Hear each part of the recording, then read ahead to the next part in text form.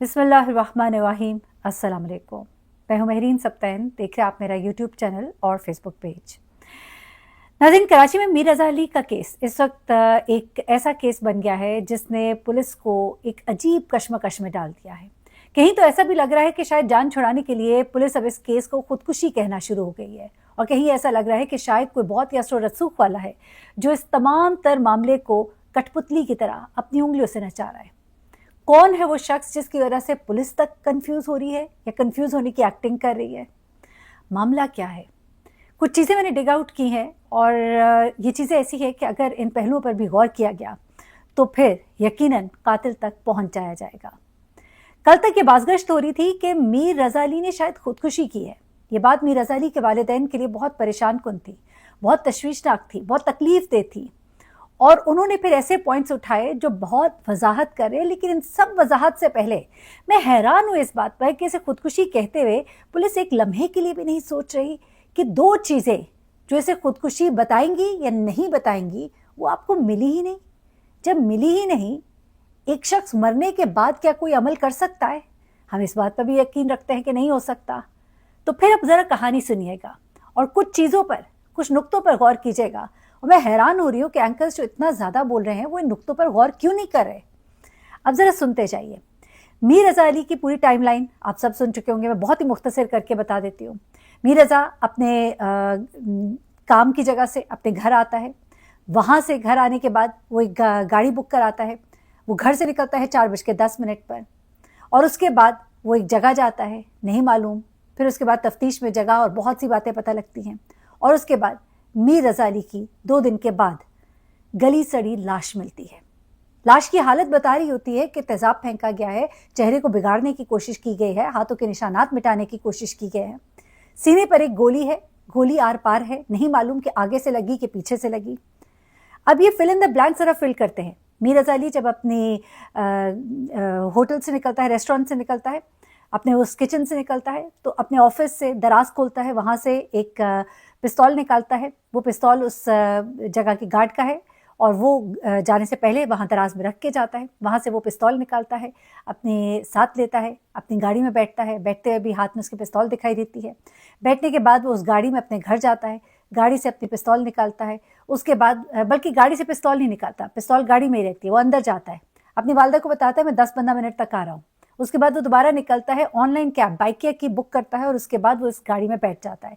घर अपना फ़ोन नहीं छोड़ के जाता है, लेकिन अपनी स्मार्ट वॉच छोड़ जाता है, अपना वॉलेट छोड़ जाता है, जेब में उसके कुछ पैसे होते हैं, और वो निकल जाता है।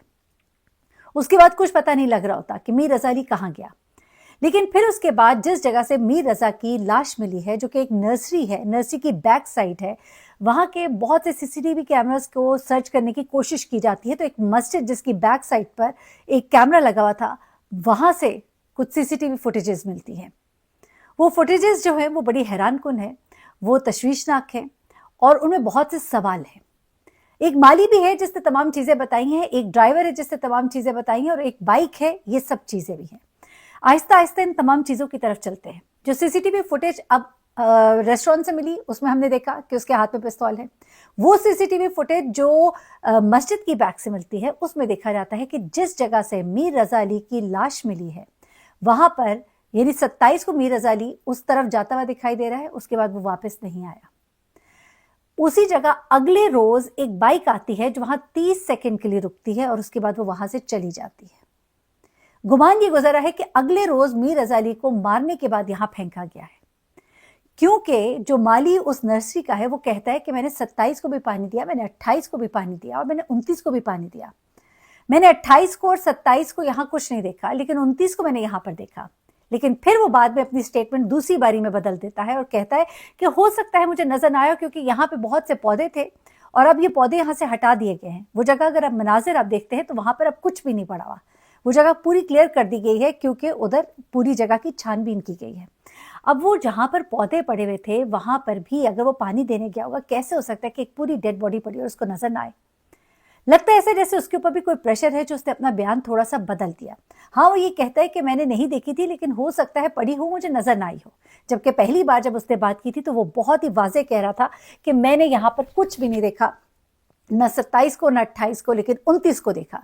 27 को मीर रजा अली जो है वो गायब होता है। 28 को वो बाइक उसी मुकाम पर 30 सेकंड रुकी हुई दिखाई देती है। वो एक ऐसी जगह है जहाँ से लोगों का गुजर बसर नहीं होता है, वहाँ से लोग नहीं गुजरते, वहाँ पे प्लांट्स पड़े हुए हैं, पौधे पड़े हुए हैं, वहाँ वो गुजरगाह उस तरह से नहीं है, और रात के वक्त तो बहुत ही सुनसान होती है। लेकिन रात के वक्त वहाँ पर एक बाइक दिखाई देती है जो कि 30 सेकंड के लिए रुकती है। लगता ऐसा है कि शायद वही बाइक वाले उसको फेंक कर गए।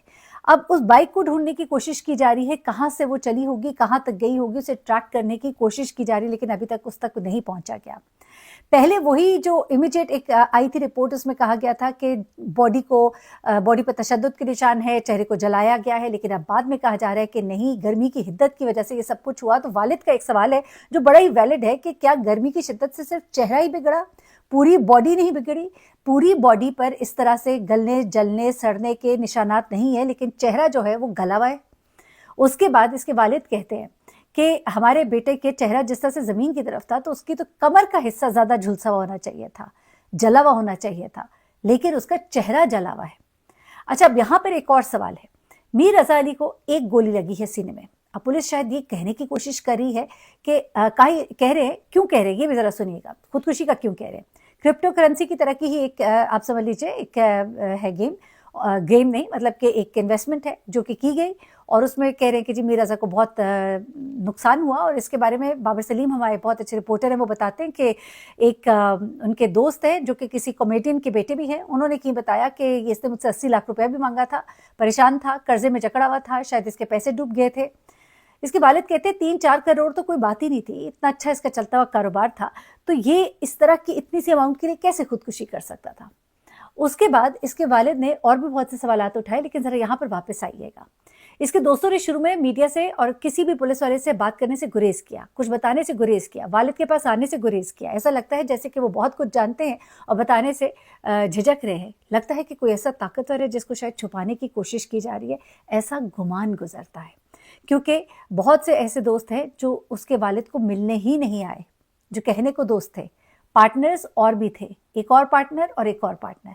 अगर फाइनेंशियल कोई जिम्मेदारी थी तो वो सिर्फ अकेले इस पर नहीं होनी थी, लेकिन चले मान लेते हैं बिजनेस से रिलेटेड नहीं थी, बल्कि इसने क्रिप्टो करेंसी में कहीं पैसे लगाए भी थे, तो लगाने की वजह से क्या वो खुदकुशी कर लेता? वालिद ने ये सवाल उठाएगा, खुदकुशी करनी थी तो उसने जब पिस्तौल ली थी, उधर दुकान पे कोई नहीं था, वहां मार लेता, घर आके मार लेता। पिस्तौल लेके उसने कहीं बाहर ही जाना था, वो किसी से मिलने गया था जिससे कि इसको डर था, ये इसके वालिद का कहना है और हमें भी ऐसा ही लगता है।